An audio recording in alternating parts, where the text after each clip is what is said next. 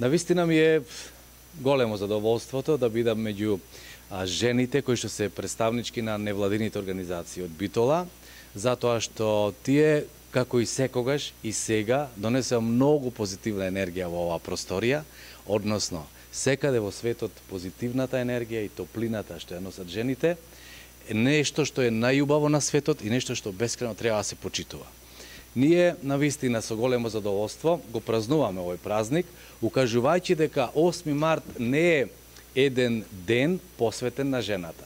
Туку јас би рекол дека 364 дена жената работи, се труди, таа е мајка, таа е сестра, таа е баба, таа е жена која што води политика, која што живее во општеството, придонесува за општеството, а 365-тиот ден е денот кога треба да се подсетиме на сето тоа.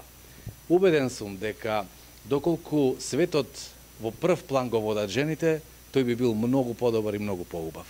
Значи, тоа со сигурност го кажувам, затоа што досега, како што спомнавме, не сум видел воени единици да предводат жени. Тоа го прават мажите. Значи, машкиот свет е многу посуров, многу подиректен, многу поагресивен. Женскиот свет е понежен, женскиот свет е почувствителен и мислам дека женскиот свет е пример како треба сите да се однесуваме, затоа што ако не постои женскиот свет, јас сум сигурен дека оваа планета одамна ќе немаше. За доброто на човештвото, мислам дека треба да се даде голема шанса, голема предност на женскиот свет, а се разбира машкиот, агресивен свет, треба на некој начин да го заштити женскиот свет од сето она што е злоба, суета и агресија на целата планета. Сите најнови политички случувања што се случуваат во светот главно се водени, зборувам од негативниот аспект, главно се водени од машкиот свет. Убеден сум дека женскиот свет знае и по интуиција да најде посоодветни решенија и да даде подобри предлози за поубав живот на луѓето на планетата.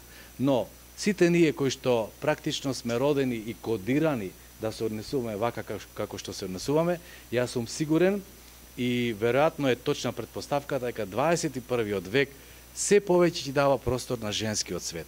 Затоа што единствено за развој на планетата, за заживување, за просперитет, сепак и најмногу и најповеќе најбитни се жените, женскиот свет. Во таа смисла, почитувани, благодарам на присуството на представничките на понежниот пол. Оваа прилика ја користам да го честитам 8 март, денот на жената, значи на сите жени во нашата општина, во Република Македонија, па и насекаде во светот, со една голема желба за добро здравје, радост, успех на семеен, на личен план и на професионален план, со надеж дека 21. век вистина ќе биде светот на жените, со што ние машките повеќе ќе уживаме во сето она што следува идните години. Благодарам до општина Битола од моје име и од името на сите членки на невладините организации женски кои што делуваат во нашиот град, на општината и на нашиот градоначалник, што еве и денес, повторно и во оваа година, го испочитувавме сите денот и се подсетивме дека постои тој како ден, токму затоа што јас многу често во последниве десетина години кажувам дека 21. век е век на жените, затоа што се освестивме, не се еманципиравме, бидејќи еманципацијата си ја имаме во себе, си ја пронајдовме уште во минатиот век, а во овој век ќе се потрудиме да работиме за општото добро на нашата нација, на нашата држава, на нашето општество, со тоа што ќе влегуваме подлабоко во бизнисот, подлабоко во политиката, нема да бараме дозвола од мажите, затоа што тоа е еден вид на еманципација. Ние сами за себе почнуваме соработка меѓу невладините организации во градот,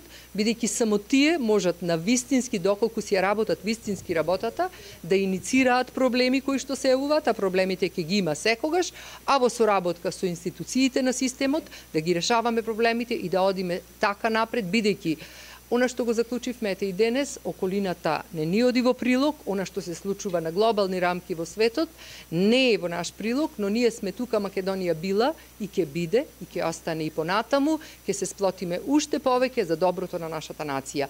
Ова во контекст на празникот 8 март.